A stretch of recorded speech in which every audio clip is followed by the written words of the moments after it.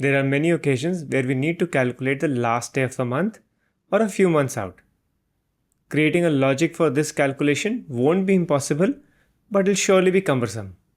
Thankfully, Excel has a function EOMONTH which does these calculations easily. Let's take a look. We have two tables here.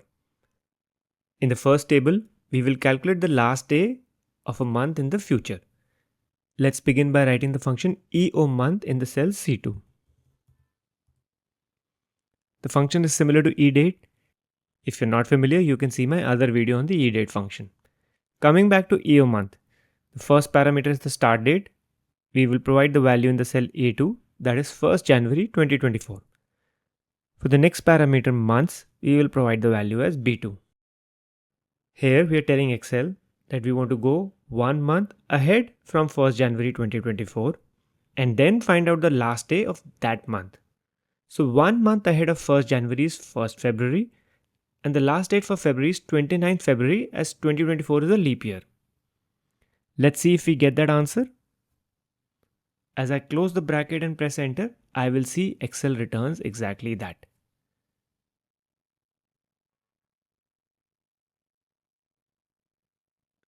Similarly, if we copy the result, we get the result for the rest of the rows too. In the second row, our starting date is 23rd January, so a month ahead would be 23rd February, and the end date is again 29th February. Let's look at the data in the cell A6, 8th October 2024. If we want to calculate the last day of the dates month, we provide a value 0 for the second parameter months. We get the last day of October, that is 31st October. As you can see, the function is fairly easy to use.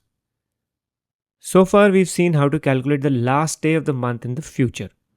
Now we will look at how do we calculate the last day of months in the past. I will write the EOMONTH function in the cell C10. For the first parameter, let's select the value in the cell A10.